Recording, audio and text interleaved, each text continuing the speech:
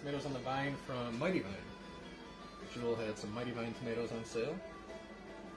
So, Mighty Vine is a Chicago company, I believe, grown in greenhouses.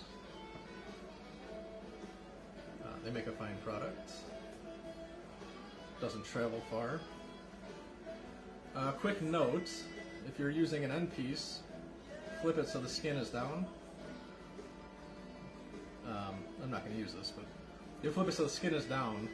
Skin up doesn't allow that moisture to release as well, and it's a pain in the butt. So let me wash my hands.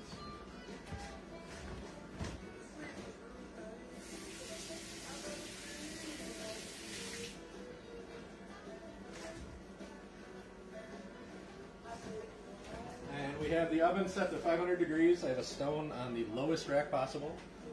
And then I also have a second stone, one rack below the top, because on some pizzas when you really load them, maybe I want some top heat at the end to finish them off and really brown the cheese, you know? Or this one might need it too because of all the wet.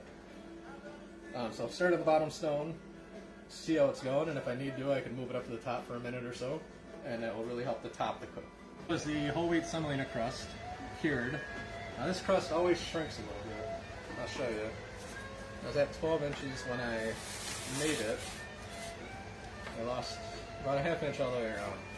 For whatever reason, I never looked into the science of it, but this recipe will always shrink back a little bit, no matter how much you let it relax, and what your kneading time is, it'll always shrink. But this recipe in particular has gorgeous flavors to it.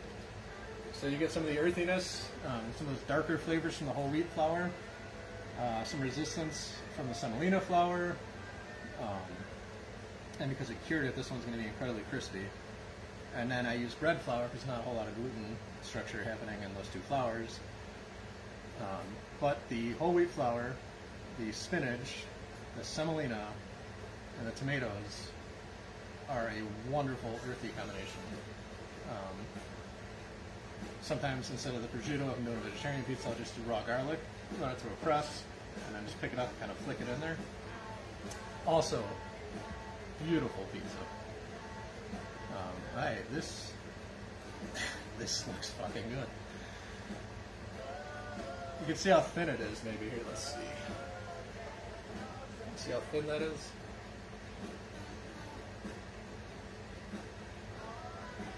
So this one in particular is 165 grams, I think 165 grams, 164 grams of dough for a 12-inch pizza. It's thin. I could consider that ultra thin if I was doing a regular pizza. On a cured crust, that's about as thin as you want to go no matter what you're doing. You don't want to go much thinner than that. If you have not already gotten, if you're going to start making pizzas, this was the best $10 I ever spent in the pizza made in the world. Makes it so much easier to cut, it's easier on the wrists. I used to take a chef's knife or this kind of knife and then you gotta turn it, then you gotta turn it, you know. This makes very easy work with it.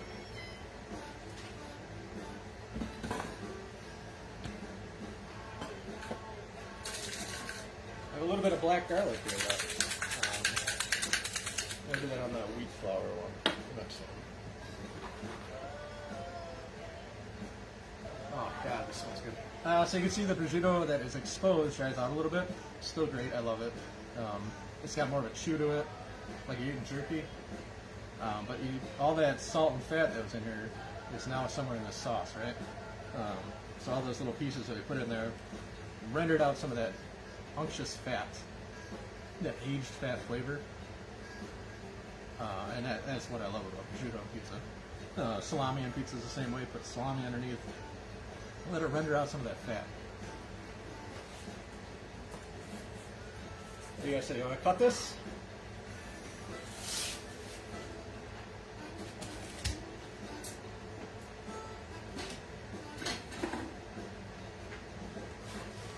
Are you guys ready for this?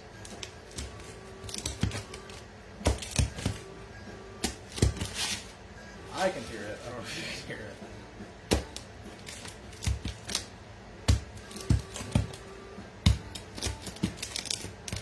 And with this cured crust in particular, we'll do one that's not cured here in a little bit. You can see how flaky it gets. Real little cracker crumbs come off of there. And then on the bottom, I don't know if you're going to be able to see it, there's real tiny air bubbles. If you're making sourdough, you get those big blisters.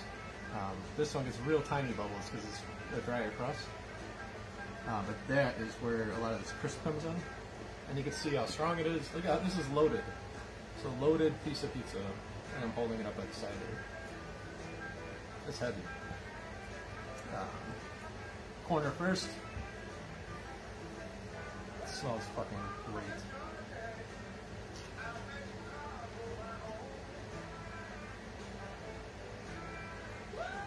I have zero complaints about this pizza. My combination of the semolina, the texture, the resistance, and the earthy flavor with the whole wheat flour, the spinach, the tomatoes, prosciutto. Look at this. There's a structured pizza there. You see how thin it is too. I don't think I got anything to compare with.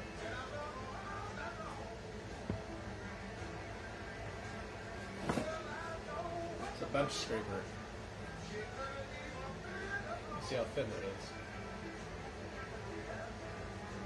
This is a goddamn gorgeous pizza.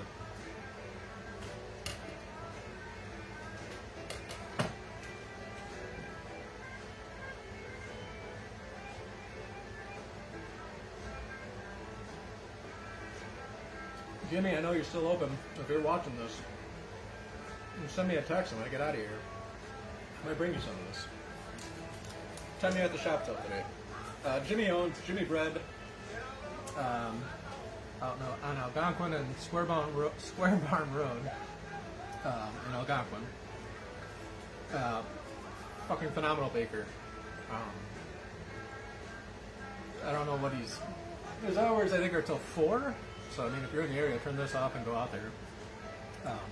But if you're not in the area, just find a local baker. Support your local place.